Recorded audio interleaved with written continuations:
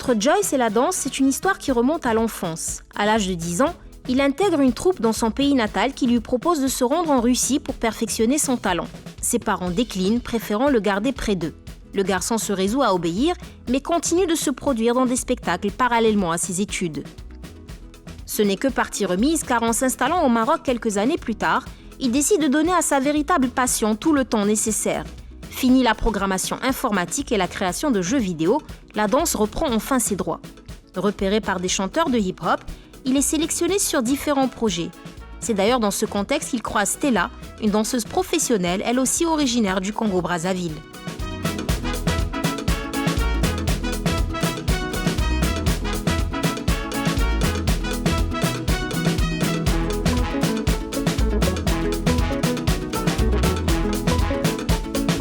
En temps normal, les deux artistes dansent dans des troupes séparées, mais il leur arrive parfois de mettre en place des projets ensemble. C'est le cas aujourd'hui. Joyce et Stella ont profité d'un creux dans leur emploi du temps respectif pour filmer une chorégraphie à destination des réseaux sociaux. Ce genre de vidéo leur permet de se faire connaître du public et aussi des artistes de la place. Premier jet, le duo vérifie le travail sur l'écran du vidéaste afin de voir si leur synchronisation est optimale. Ils ont décidé de reprendre l'essai afin d'améliorer les plans. Dans la danse comme partout, il ne faut jamais se contenter de faire les choses bien, les figures doivent être irréprochables. L'idée de cette chorégraphie, elle vient d'abord de Stella. C'est elle qui a proposé qu'on fasse un petit concept, représenter un peu la street sur Casablanca et tout. Et donc, on a voulu faire une chorégraphie afro vite fait, des concepts de 2 vidéos qui vont s'enchaîner. Donc, on l'a fait uniquement hier. C'est depuis hier qu'on a travaillé sur la chorégraphie. On a travaillé 2 heures, voire 2h30. Et on a contacté le vidéomaker et on l'a filmé aujourd'hui. Donc, voilà. Donc, la vidéo va plus parler non seulement de la danse urbaine afro, mais au Maroc. Aujourd'hui, la danse afro, elle s'est vraiment modernisée ici et tout le monde adore, sincèrement. Et les gens essaient également, surtout les Marocains, ils essayent vraiment d'avoir également une vue d'extérieur par rapport à la culture subsaharienne et tout ça. Et donc nous, par rapport au centre également, il y a beaucoup de demandes, on essaye de travailler, même si aujourd'hui par rapport à la situation du Covid, etc., mais on essaye toujours de donner le max qu'on peut dans les salles et tout ça et transmettre encore, former vraiment, parce que c'est ça la base. On ne veut pas juste envoyer uniquement la danse sans bien sûr de formation de base, on essaye vraiment de transmettre ce qu'on a appris nous d'abord à tous ces gens et tout ça. Les deux danseurs sont spécialisés en afrobeat, un style qui trouve écho chez pratiquement tous les jeunes aujourd'hui. Une danse métissée, à cheval entre son continent d'origine et le Brésil. Les figures s'enchaînent et les danseurs ne s'en lassent pas. Tout d'abord, c'est un frère congolais comme moi, donc l'envie est venue dans le but de promouvoir d'abord notre pays.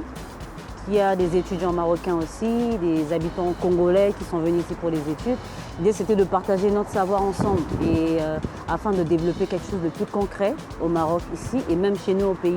Donc l'envie m'est venue, je me suis dit pourquoi pas travailler avec lui parce que déjà il est beaucoup motivé et c'est vraiment quelqu'un rempli d'énergie qui a envie de découvrir beaucoup de choses. Donc je me suis dit, je voudrais bien encore ajouter un plus dans ce qu'il fait et qu'on avance ensemble. Alors moi, je fais partie d'une troupe marocaine dont je suis la seule fille là-dedans. Et la production, elle est française en fait. Et la tournée, elle se fait en France et dans toute l'Europe. Et ça fait déjà 4 ans qu'on est en tournée. Et on est confronté par 2 chorégraphes qui sont Mourad Merzouki et Kader Atou, qui sont nos chorégraphes à nous, et Anne-Sophie, qui est notre productrice. Et donc c'est une troupe qui est constituée de 8 danseurs casablancais, marocains d'ici, et dont je suis la seule congolaise là-dedans. La vidéo doit se dérouler en 2 parties, avec à chaque fois une chorégraphie différente. Près de 6 ans qu'il vit au Maroc, Joyce a eu le temps de développer sa technicité. Le danseur est formel, Kazan n'a eu cesse de l'inspirer par son énergie. Il y a trouvé une ambiance particulière qui lui a permis de bonifier son style. Ayant puisé dans l'effervescence de cette ville et son brassage culturel, il a su optimiser ses compétences en matière de danse. Ce qui m'inspire vraiment ici, c'est le partage en fait entre les danseurs. Parce qu'il y a vraiment une culture, il y a une ambiance que je pourrais dire qui également me fait penser également à mon pays. Donc il y a des cyphers, il y a tout ça, il y a beaucoup d'échanges entre les danseurs, des collaborations. Et je pense que également, moi j'adore cette ville parce qu'elle bouge. Vous voyez, il y a toujours une activité qui va se faire comparé à d'autres villes ici au Maroc. Mais je suis tombé amoureux également de cette ville parce que Voilà, j'ai travaillé pendant longtemps aussi ici déjà. Et donc, et par rapport aux échanges que j'ai avec les danseurs d'ici, voilà pourquoi je suis amoureux de cette ville en fait.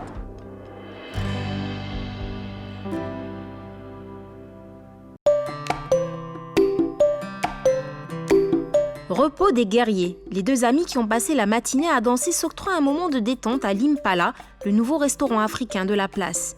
Toute cette activité ouvre forcément l'appétit, mais il y a aussi pas mal de choses sur lesquelles ils souhaitent s'entretenir. Joyce est sur différents projets en ce moment. Il vient tout juste d'achever le tournage d'un clip avec la chanteuse Sahar Sediri et s'apprête à enchaîner avec d'autres noms de la scène musicale marocaine. Stella, pour sa part, doit s'envoler pour Paris d'ici une semaine dans le cadre d'un atelier. Raison de plus pour prolonger l'instant.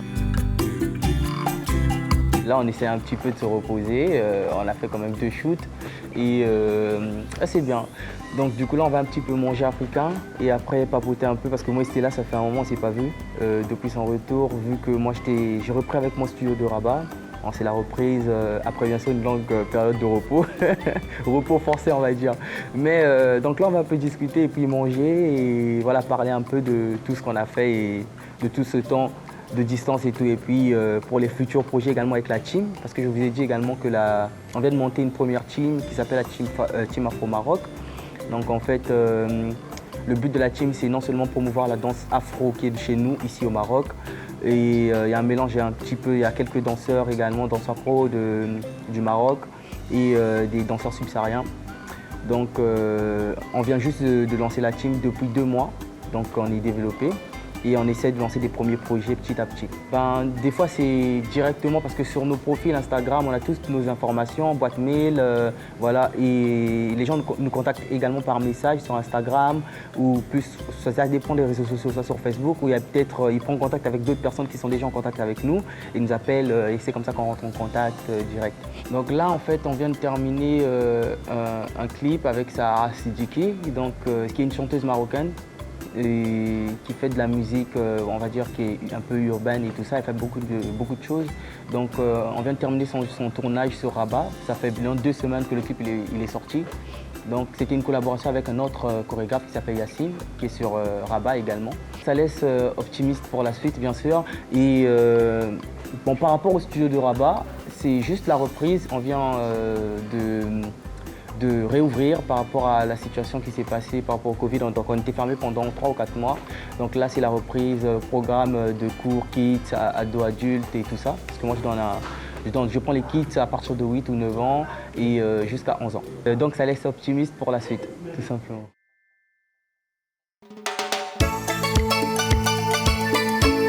L'après-midi est loin d'être terminé pour Joyce qui doit à présent rendre visite à des collaborateurs qui ont lancé une marque d'accessoires. Choisi pour en être l'ambassadeur, le jeune homme a été convié pour voir le nouvel arrivage de Durag, un genre de foulard apprécié des rappeurs. Gabonais d'origine, les initiateurs du label ont voulu poursuivre leur business au Maroc. Joyce, qui a récemment formé une troupe de danse, portera désormais les accessoires de la marque baptisée Massama. Objectif, donner envie aux jeunes d'avoir les mêmes.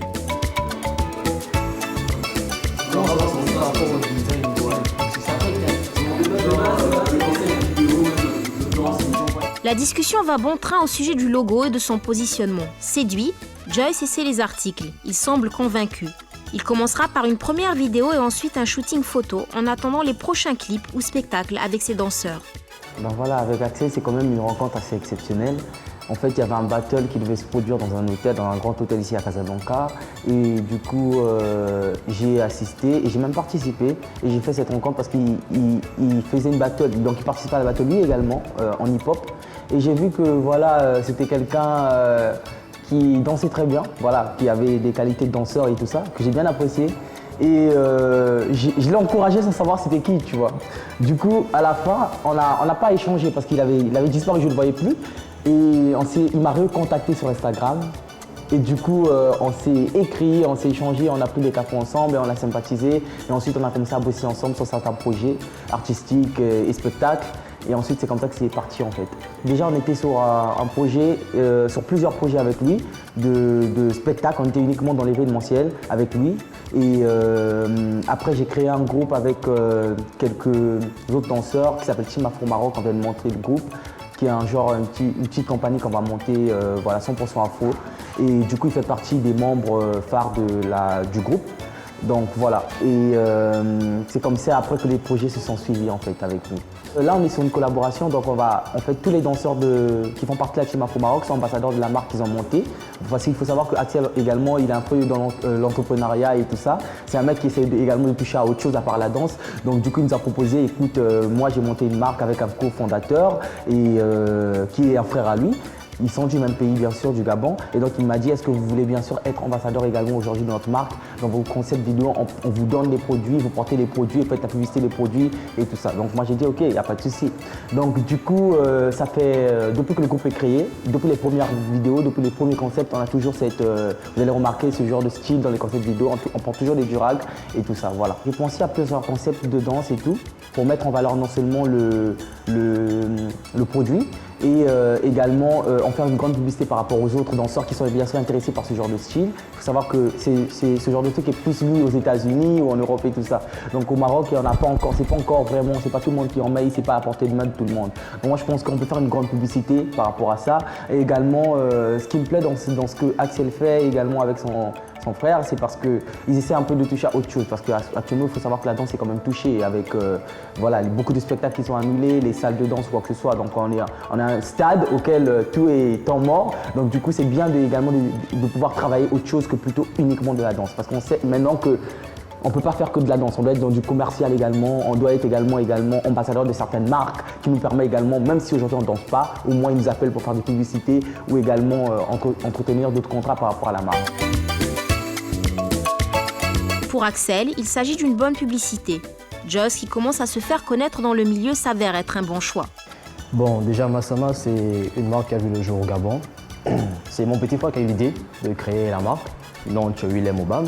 C'est quelqu'un qui est passionné par la mode et moi en tant qu'artiste, je suis aussi passionné par la mode, mais j'ai été touché par comment dirais-je, son truc personnel en fait. Il voulait ressortir quelque chose de chez nous en fait pour toucher les jeunes, pour toucher la communauté artistique et tout. Voilà, il voulait vraiment faire quelque chose de différent, quelque chose d'autre. Et voilà, je me suis intéressé à ça, j'ai dit ouais, c'est intéressant, moi je pense qu'on peut se mettre ensemble, travailler ensemble pour faire évoluer la marque.